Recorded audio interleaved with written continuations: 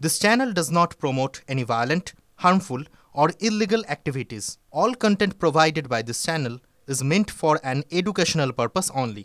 Top quality और consistent performance के लिए सिर्फ सिल्वर पंप नाम याद रखना। প্রত্যেক চোখ রাখবো ছোট জাগুলিয়ার খবরে।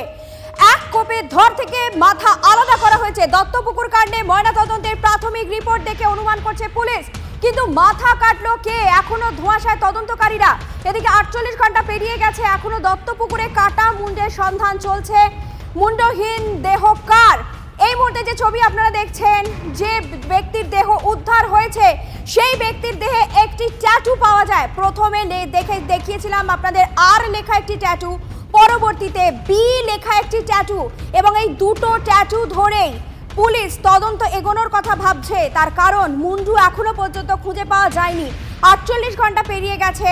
গত পরশু স্থানীয় মানুষ নেমেছিলেন খালে, এবং তারপর গতকাল এবং আজ ডুবুরি নামিয়ে তল্লাশি চালানো হচ্ছে। সব মিলিয়ে ছবিটা ঠিক কি উঠে আসছে জানতে চলে যাব আমাদের প্রতিনিধি দীপঙ্করের কাছে। দীপঙ্কর, কি ছবি উঠে আসছে এই মুহূর্তে?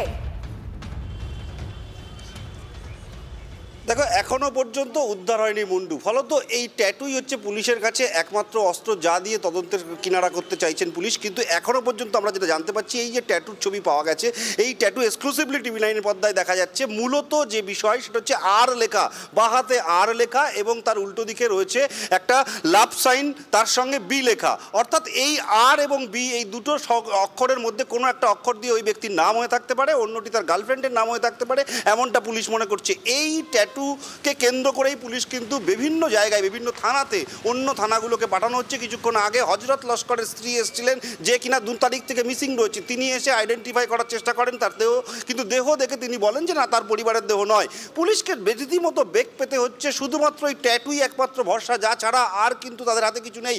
যেহেতু মাথা নেই, স্বাভাবিকভাবে তিনি বুঝতে পারছেন না কার দেহ। এবং গত 3 দিন ধরে একই জায়গায় রয়েছে পুলিশ দাঁড়িয়ে, ডুবুরি নামানো হয়েছে, একের পর এক ভাবনা চিন্তা করেছে, কিন্তু কোনো জায়গাতে কিনারা হয়নি। গতকাল শাসন আমডাঙ্গা থানা থেকে 2টো মিসিং লোক ছিল, তারা তাদের পরিবার এসে দেখে আইডেন্টিফাই করেছে যে না, তাদের পরিবারের কেউ নন। আজকে হজরত লস্কর গায়েঘাটার তার পরিবারের লোক এসে বলেছেন না, তাদের পরিবারের কেউ নয়। এখনও পুলিশের কাছে এই ট্যাটুই সমস্ত জায়গাতে পাঠানো হচ্ছে, এবং সব জায়গায় পাঠিয়ে এটাই বলা হচ্ছে যে এইরকম ট্যাটু থাকা কোনো ব্যক্তি আছে কিনা। পুলিশ শুধুমাত্র গায়েঘাটা, বামনগাছি বা দত্তপুকুর এলাকা নয়, উত্তর 24 পরগনা জেলার প্রত্যেকটা থানাতে পাঠানো হয়েছে, এবং একই সঙ্গে রাজ্যেরও বিভিন্ন থানাতে পাঠানো হচ্ছে। কারণ এটা পুলিশের একটা বড় মাথা ব্যথার বিষয় হয়ে দাঁড়িয়েছে। কারণ মুন্ডু কাটা, এবং একটা উল্লেখযোগ্য বিষয় যে গত 3 দিন ধরে মুন্ডু পাওয়া যাচ্ছে না। স্নিপার ডগ নিয়ে আসা হয়েছিল, সেই স্নিপার ডগ এসে ঘটনাস্থল থেকে প্রায় 1 কিলোমিটার দূরে নিয়ে গিয়ে একটা খালের কাছে আইডেন্টিফাই করেছিল যে এখানে হয়তো পুলিশ অনুমান করছিল মুন্ডু থাকতে পারে। পুলিশ প্রাথমিক তদন্তে কি মনে করছে? অত্যন্ত পরিকল্পনা মাফিক কি এই ঘটনা ঘটানো হয়েছে? নইলে দেখো, যেভাবে দেহটা আলাদা করে মুন্ডুটা আলাদা করে দেওয়া হলো, পুলিশ পুরো নাস্তানাবুদ হয়ে যাচ্ছে মুন্ডুটা পাচ্ছে না বলে, এবং তাকে আইডেন্টিফাই করা যাচ্ছে না। একদমই তাই। প্রাথমিক তদন্ত, অর্থাৎ ময়না তদন্তের যে প্রাথমিক রিপোর্ট এখনো পর্যন্ত আমরা পুলিশ সূত্র জানতে পারছি, তাতে ধারালো অস্ত্র ব্যবহার করা হয়েছে। এক কোপে দেহ থেকে ধর আলাদা করা হয়েছে, পুচিয়ে পুচিয়ে কাটা হয়নি।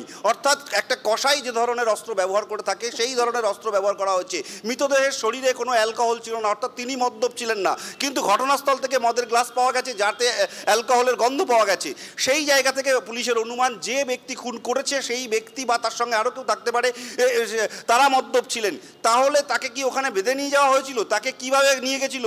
শুধুমাত্র গল্প করতে নিয়ে গেছিল, নাকি কি অবস্থায় তাকে নিয়ে গিয়ে খুন করা হয়েছিল? সমস্ত বিষয় পুলিশ খতিয়ে দেখছে।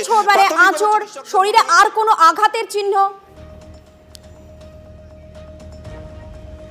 দেখো, একাধিক জায়গায় আঘাত তো রয়েছে। প্রথমত ধর থেকে মুন্ডু আলাদা করে দেওয়া রয়েছে, তার হাত পুড়িয়ে দেওয়া হয়েছিল, 2টো হাত বেঁধে পুড়িয়ে দেওয়া, পায়ের পুরো পাটা পুড়িয়ে দেওয়া রয়েছে, এবং তার যৌনাঙ্গে আঘাত রয়েছে। ফলত এতগুলো আঘাত তাকে মারধর করা হয়ে থাকতে পারে, এমনটা পুলিশের মনে হচ্ছে। কিন্তু ময়নাতদন্তের যে প্রাথমিক রিপোর্ট, সেই প্রাথমিক রিপোর্ট অনুযায়ী 2টো গুরুত্বপূর্ণ বিষয়, যে অস্ত্র ব্যবহার করা হয়েছে সেটা একদম এক কোপে গলা নামিয়ে দেওয়া অস্ত্র, এরকম অস্ত্র ব্যবহার করা হয়েছে।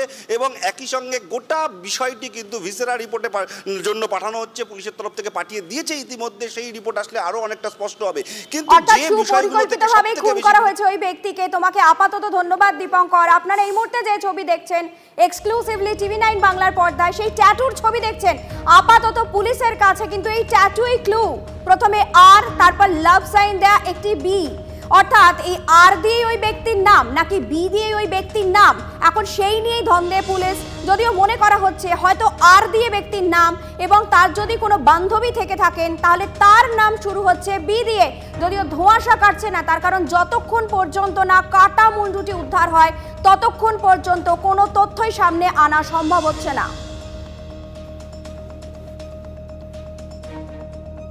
এদিকে নৈহাটিতে তৃণমূল কর্মী খুনে বিহার উত্তরপ্রদেশ যোগ। সন্তোষ যাদব খুনের তদন্তে বিহার ও উত্তরপ্রদেশে পুলিশ 6 দিন পার। নৈহাটিতে তৃণমূল কর্মী খুনে অধরা মূল অভিযুক্ত সহ বাকিরা বিহার ও উত্তরপ্রদেশে গেল ব্যারাকপুর পুলিশ কমিশনারেটের 2টি টিম। সন্তোষ যাদব যে জায়গায় খুন হয়েছিল সেই জায়গা, খুনের জায়গা ব্যারিকেড করে ঘিরে রেখেছে পুলিশ, কিন্তু অভিযুক্তরা এখনো অধরা।